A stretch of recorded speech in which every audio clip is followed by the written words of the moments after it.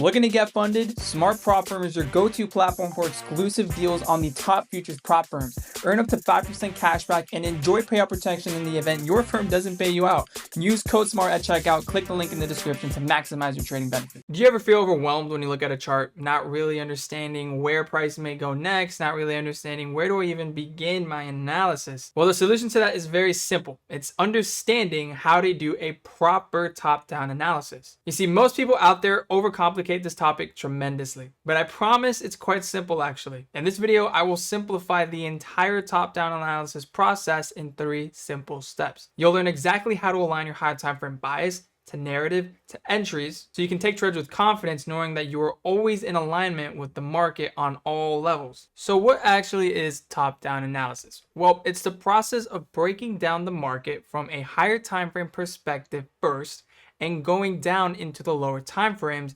using the context from the previous time frame. Think of it like a bird hunting for its prey. It does it from the skies, analyzing all of its surroundings. It's getting that bird's eye view of the scene before actually diving in lower for the kill. Now, what it doesn't do is start hunting by just walking around on the ground. See, that's not very effective, is it? Also, very risky for that bird's life. Same thing for us traders. We don't want to be analyzing charts and looking for our entries on the lower time frames first, as that would not be very effective and risky for our account balance. So rather than focusing on just one time frame and getting tunnel vision, we use all the time frames from the top down to create a trade idea where you are finding a bias that is valid across all time frames, because that is where high probability lies. This approach brings structure and stops you from trading against the true trend. So we first start from the highest relevant time frame and work our way down. So step 1 is finding bias. Top-down analysis starts with establishing your higher time frame bias. And all this simply means is, are we bullish or bearish?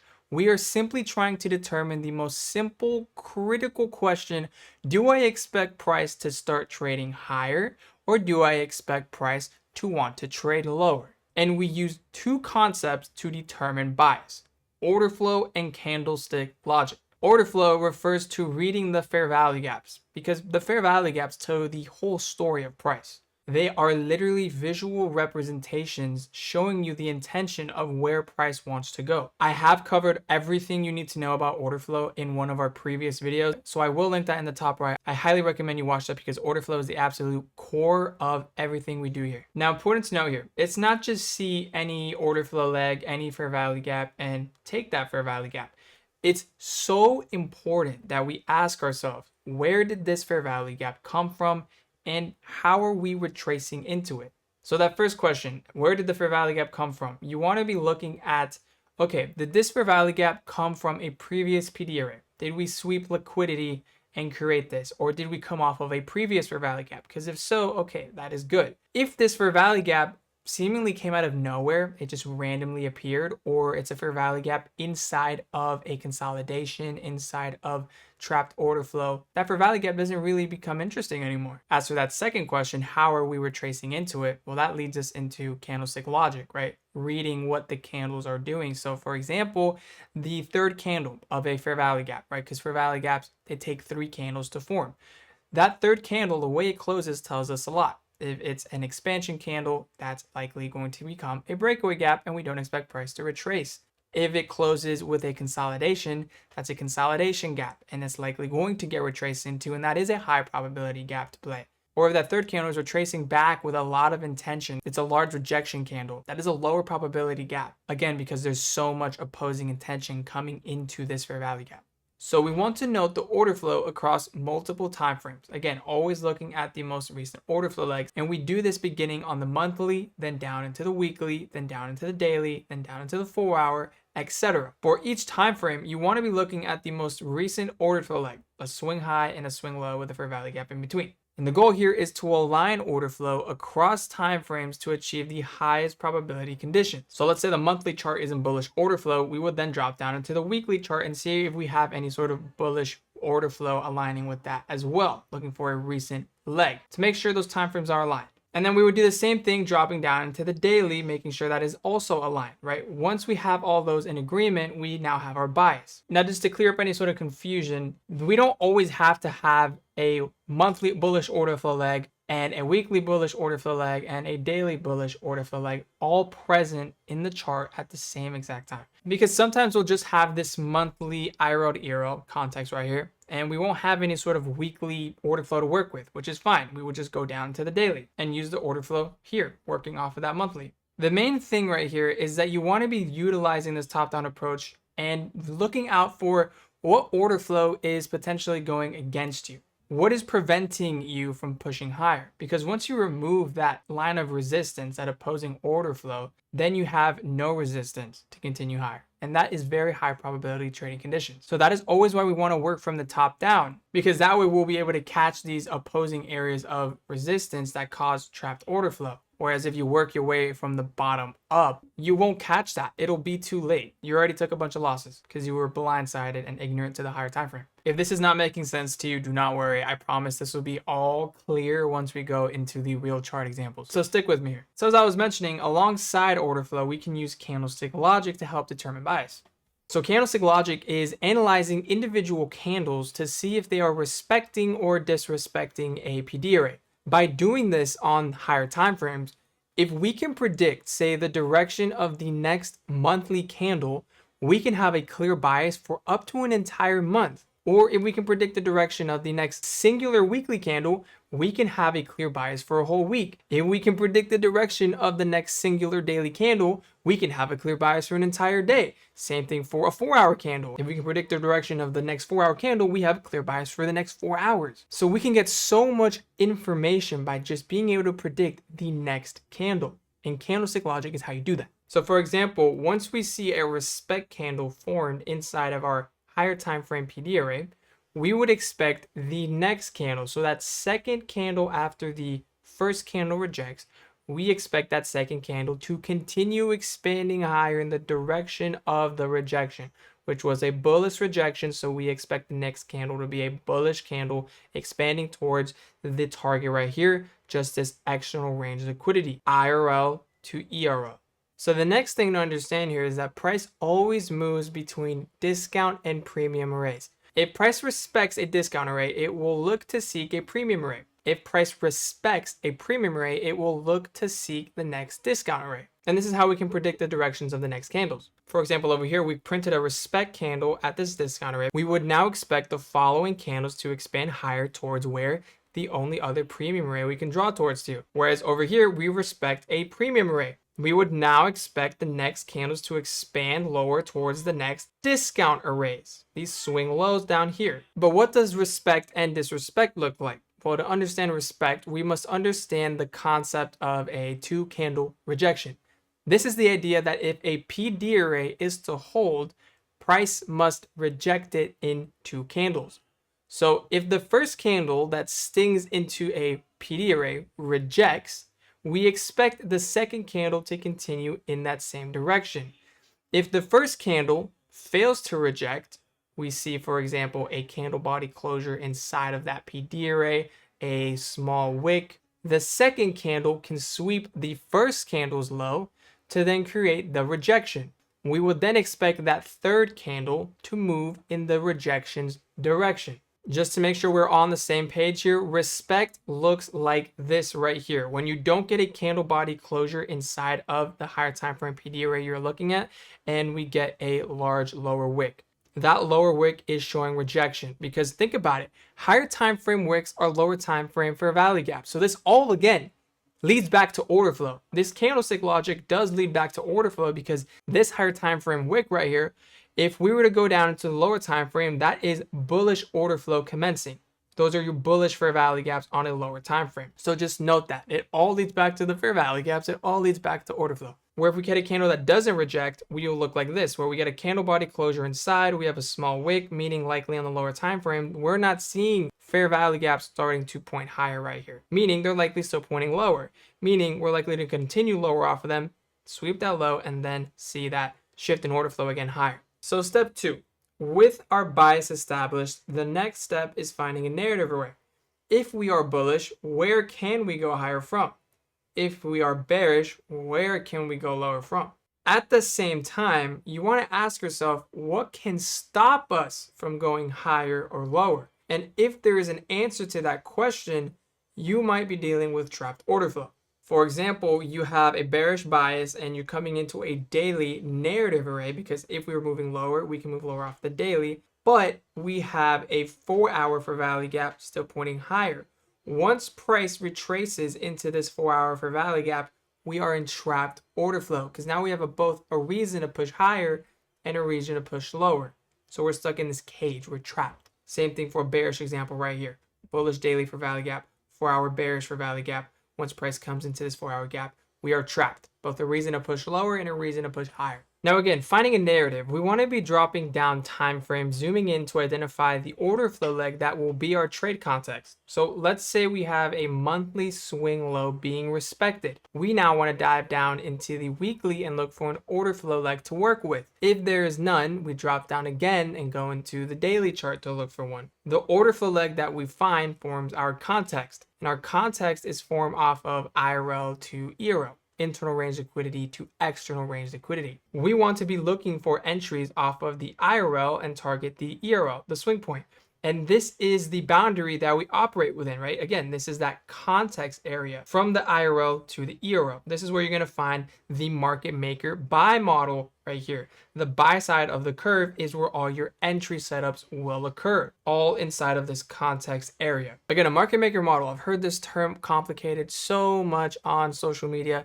It's so simple. It's nothing more than the price movement from one PD array to the other. That's it. I'm being serious. That's literally it. Now, to clear up any sort of confusion that you might have, the word narrative and context, they essentially serve the same purpose. They are the same thing. If we're going higher, where are we going higher from? Well, that's always going to be some sort of context area, right? From a PD array to another PD array, either IRL to ERL, or if you've watched my video on pivot context, that is also a valid context area. But narrative and context, those two terms are interchangeable. So step 3 is the entry, and we can also throw in a little time in there, but I'm not going to go so deep into time right here. I already have a full video on that, so please check that out. But just know, if you are intraday trading, you always want to have your entries aligned with time. Whereas if you are swing trading, you don't really need to factor in kill zones. You do still need to look at the economic news calendar and be aware of big 3 news events. But yes, I think I should state here that it is very important, if you are intraday trading on the lower time frames, like the 15, 1 minute, the 5 minute, you need to be trading with time aligned inside of a kill zone. So don't just take your entry anywhere. Always remember that, time and price. So moving along, by creating a boundary to operate within that we did in step 2, the narrative, we have now narrowed down our area of focus. So at this point, you have multiple options to enter on whatever entry pattern you prefer. This could be unicorns, this could be impulse shifts, CASDs, order flow chains, even, IFEGs, if you like those. Just pick one that resonates with you and stick with it. Again, as a very important reminder, always look for trapped order flow before any entries. If you did your top-down analysis right, though, this is literally impossible to miss. So moving along, let's remember about time frame alignment. We need to make sure to always use the correct alignment when looking for confirmation. So let's say I want to look for an impulse shift out of my context area, which is a fair value gap. Depending on what time frame my context is on, my entry time frame will differ.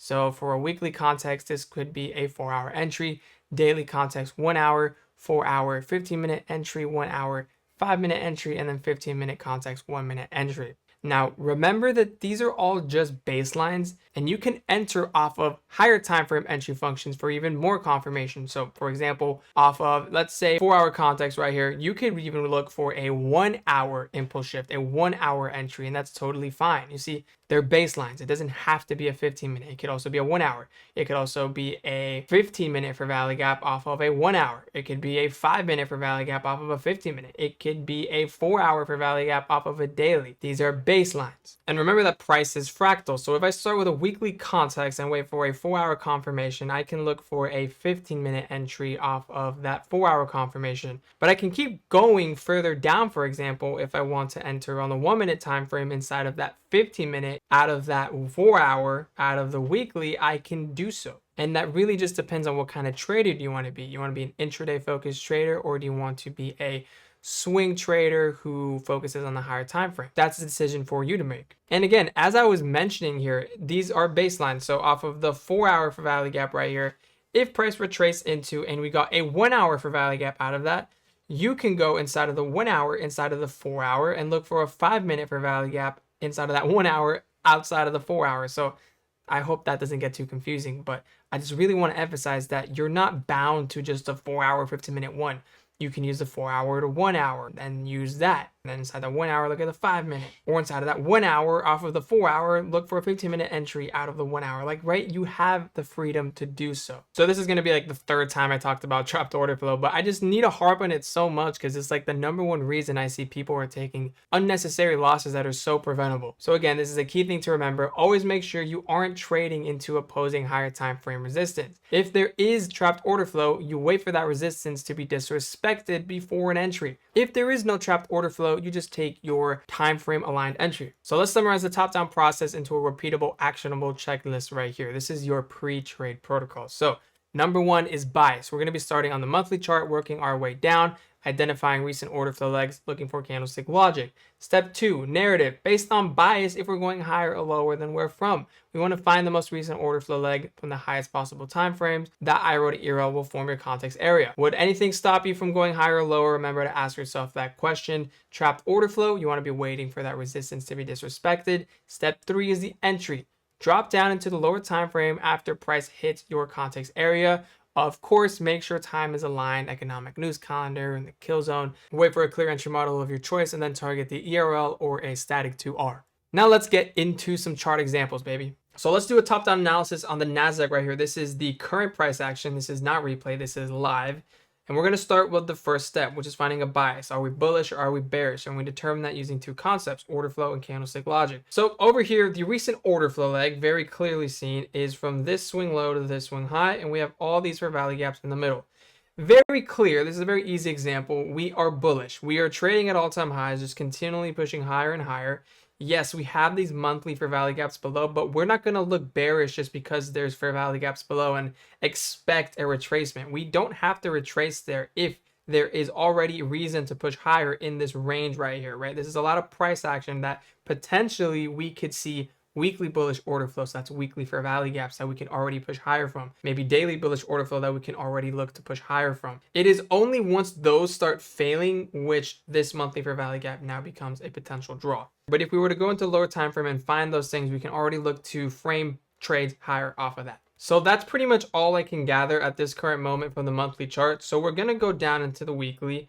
And once we're inside this weekly, we will notice that we do indeed have a weekly bullish fair value gap right here. By the way, in case you're wondering how it's automatically drawing the order flow legs, that's just my custom indicator right here. It's called the order flow indicator. That does it automatically for you. So we established that we have a bullish bias on the monthly because we have just been trading at all-time highs. There's really no reason to be bearish right here. We can just continue pushing higher. So if we can go higher, where can we go higher from? That's the narrative. Remember, that's step 2 in that checklist. So we see right here a weekly bullish fair value gap. By looking at the most recent order flow from that swing low to that swing high, this fair value gap in the middle is the most recent weekly order flow leg, and that is pointing higher, giving us context, giving us weekly IRO to ERO from that fair value gap to that high, giving us a boundary to operate within. So this forms my context area. But now we need to ask ourselves the question, can anything stop us from actually continuing higher? This is looking for that trapped order flow. So if we go to the daily, we notice right here a daily bearish fair value gap. We have daily bearish order flow because on a daily basis,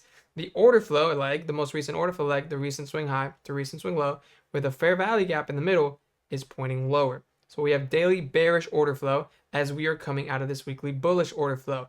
Therefore, price is trapped right here. It's in a cage. We have both a reason to push lower and a reason to push higher. And if we double check this with my trapped order flow indicator right here, it's called the shield, we will notice that it is given the heads up we are in trapped order flow. Candles are marked out in hollow bodies, signaling low probability price action, and it is marking out the trap bottom and trap top. So beautiful example right here of trapped order flow. And as you can see, price action moves sideways and it starts ranging. Big wicks to the upside, big wicks to the downside. There's no clear intention.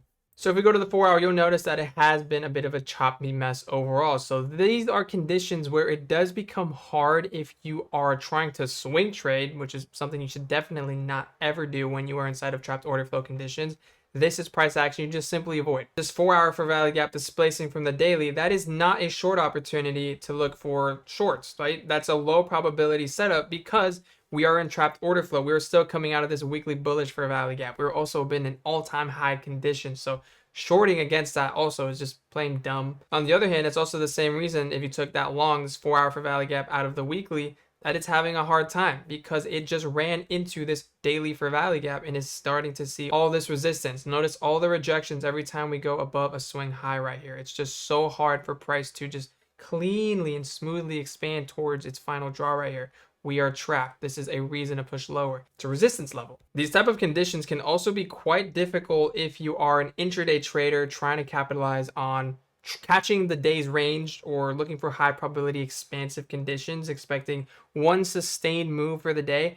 That is very difficult in this situation. In fact, the type of trading that does work quite well and is effective in consolidation conditions is scalping. And you may have seen me take a few of these inside of my Discord. If you follow me on social, you'd have seen the ones I've been taking this week. There's been 3 scalps I've taken. I believe they were all on NASDAQ. I think one was on ES actually. And on 3 for 3 this week, trading this type of price action. And with that type of trading, it does very good in consolidation type of conditions. I'm looking for price to take out the externals of consolidations, looking for a move from, for example, sell side to buy side. Take out one side of the consolidation to target the other. Just trying to capture a small move where I have a clear idea of where price might want to go to in that specific session. But that's a topic we'll save for another day. If you do want to see all my trade breakdowns, because I do break down every single one I take, I post them all on Instagram and YouTube Shorts as well. So if you want, take a look there. I have all of this week's trades all broken down. So something I am watching for tomorrow's session is this 4 hour for value gap, because it's the only thing that is preventing price from pushing higher towards that previous day's high right here. So what I want to see price do is either disrespect this, so we might get some sort of rejection here, and if you can run that rejection high or just close above that 4 hour for value gap disrespecting it, we have very clear area from this 4 hour for value gap to that previous day's high. And that is your low resistance area where we can find very high probability trades, because now there's nothing holding back price from actually reaching that level. But say that happens and we do reach previous day's high, now we need to take a step back and we can't just keep forcing longs. We need to see how price reacts at this level.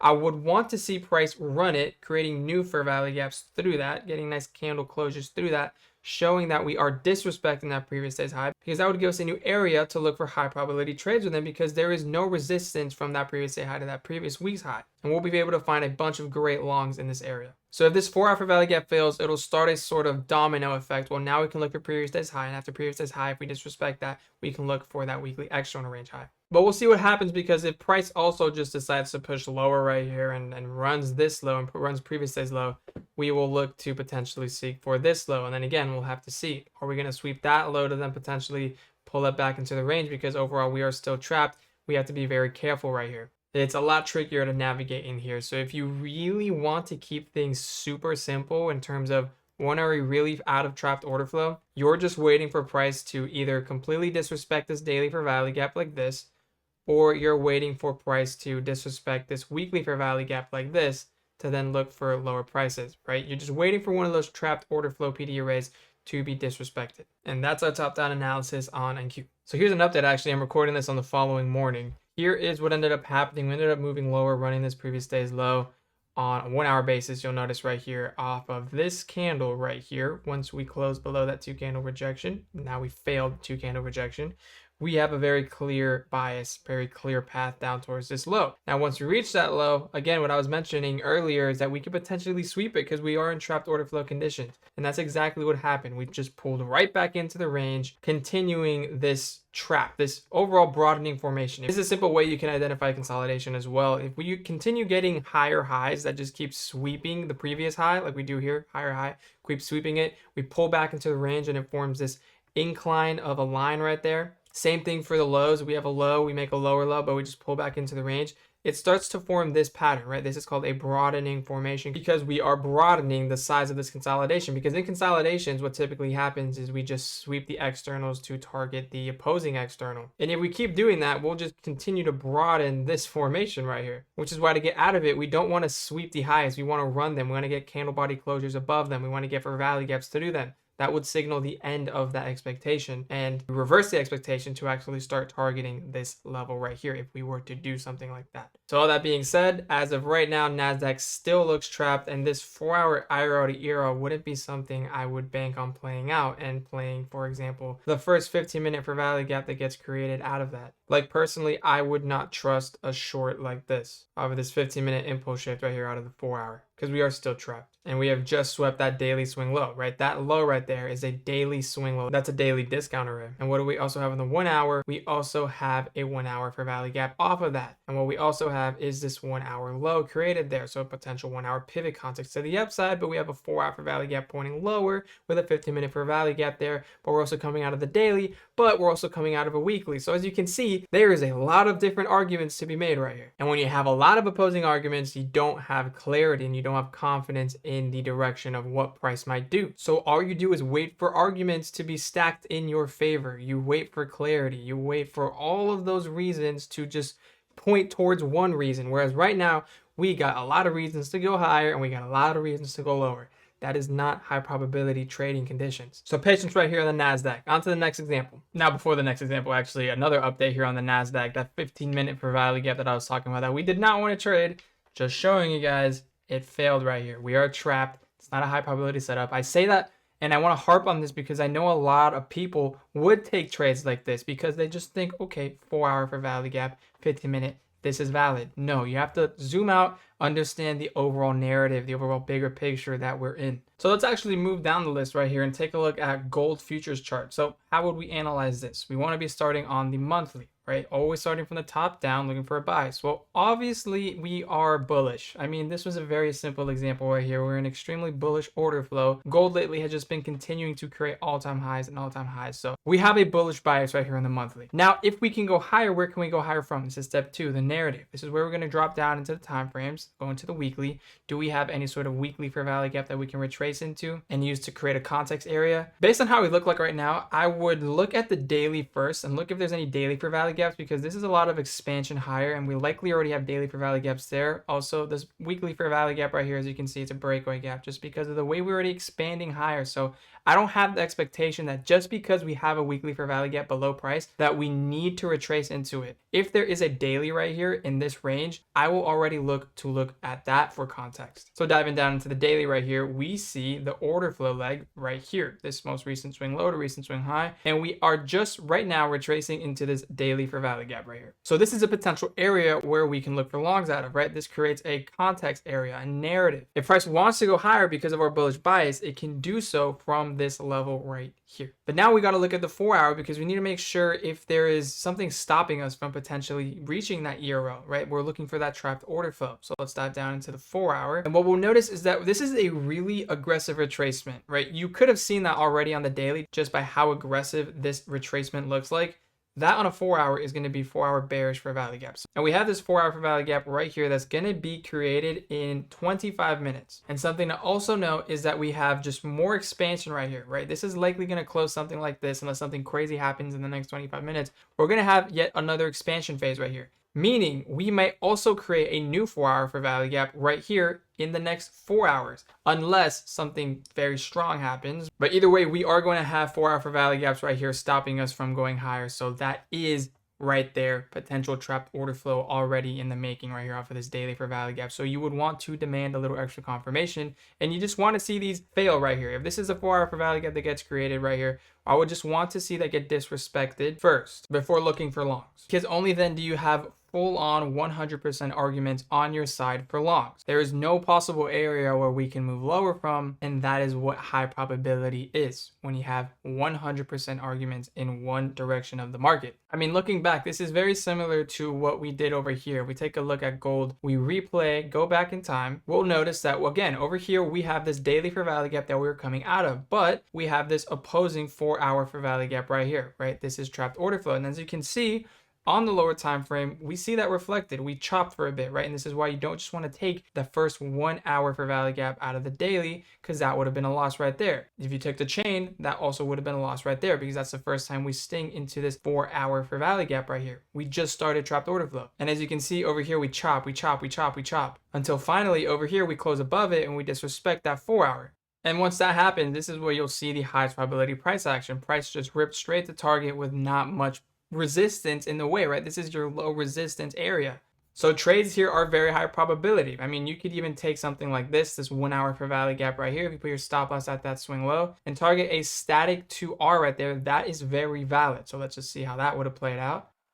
At that point, you would go break even since we just took context highs. And that's when you would have had your TUR hit. Now, if you're more of an intraday trader, you can go inside of that 1 hour into the 5 minute. And now we're looking for our preferred entry model. So again, this can be a unicorn, this can be an impulse shift, this can be a CASD. Personally, I'll just look for an impulse shift right here. Again, we want to make sure that time is also aligned with this. So remember, we want to be in a kill zone. Now we're trading gold, and gold can move quite nice in the Asia session. Now remember, Asia session is from 8 p.m. to 12 a.m. So let's just mark that out. And we're just looking for an entry inside of this kill zone. So let's just move ahead in some candles and see whenever we get that displacement. So right there, we get our 5 minute impulse shift. And also I do notice that we are overlapping beautifully with a breaker right here, right? This up close candle right here, you drag that out in time, that becomes your breaker. So now we have a unicorn because we have a breaker overlapping with a fair value gap.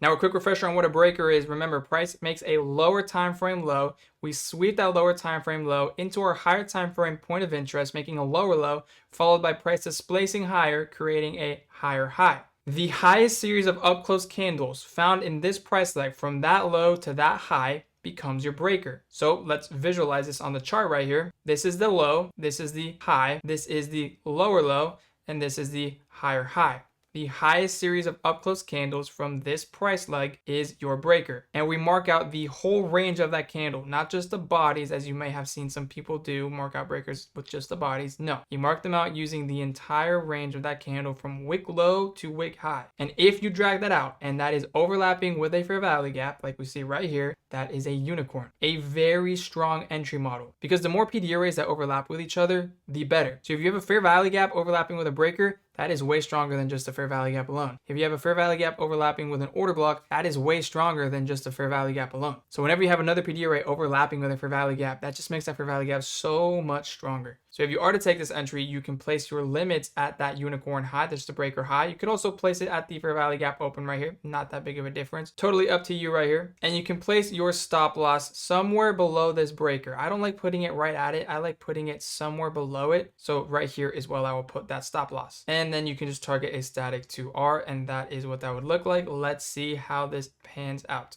You create some new 15-minute fair value gaps right there and retrace into them. That's fine. We can still move higher. And right there, we get that 2R. Admittedly, we did see just abysmal price action right here during Asia, but overall, we did get there. We did hit our 2R successfully. On to our next example. We're on the euro dollar, and let's do a top-down analysis on this price action right here. So we're going to be starting on the monthly, looking for what? Order flow and candlestick logic.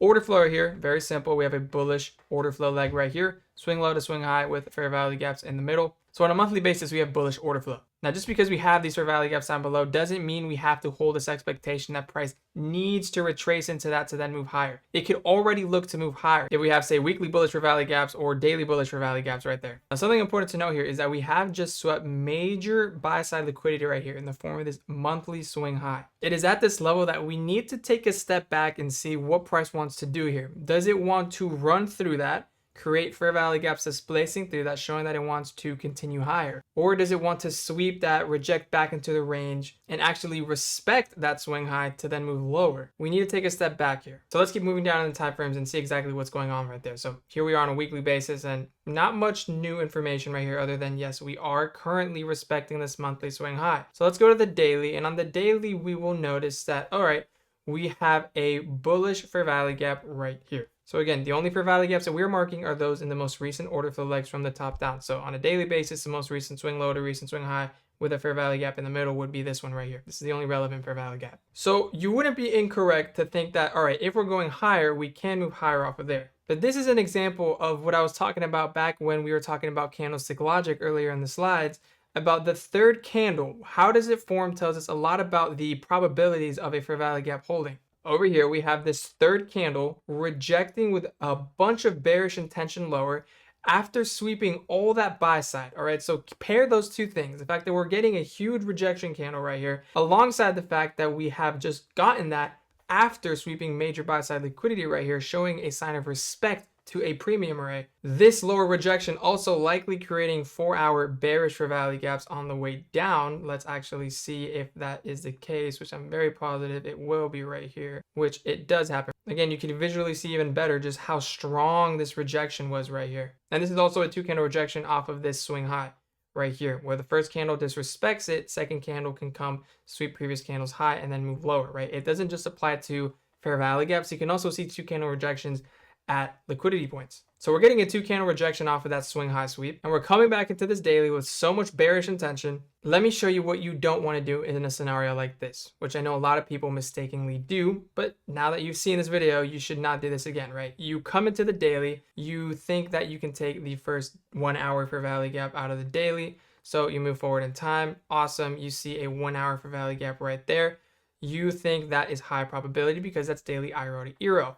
You long it. You take something like that, your stop loss at that swing low, and then you target as 2R, or for example, the ERO. What you missed is the 4-hour for value gap, right? This is again where you would find trapped order flow. There's a reason that we can push lower. What you also miss is this daily 2-candle rejection after sweeping this buy side liquidity right here. All of that making this 1 hour impulse shift entry out of the daily low probability. And this is how that ended up playing out. Easily avoidable loss right there. Eventually, that swing high sweep was the catalyst for continued lower prices down towards this swing low.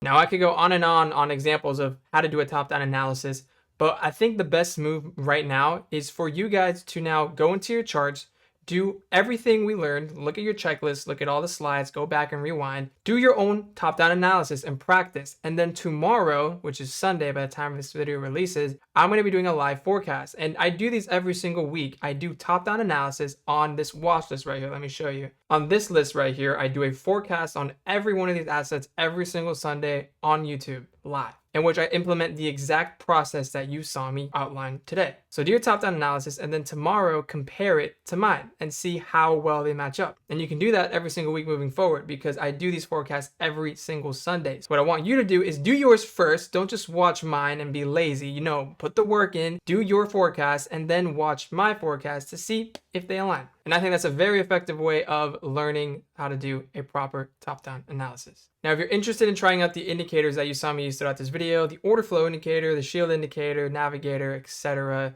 you can literally try them all out for just $1 for 7 full days. It's literally $1. I think it's a no-brainer. So if you want to try that out, the link will be in the description. And as always, thank you for watching until the end. I would greatly appreciate a like, a comment, what your biggest takeaway was, and a subscription. That would be much appreciated. Again, it always shows me how much you guys value what I'm doing here. So that would really inspire me to make more videos and just pour everything I got into these. So if you appreciated this, I would appreciate that. Thank you. Peace out until the next one, fam.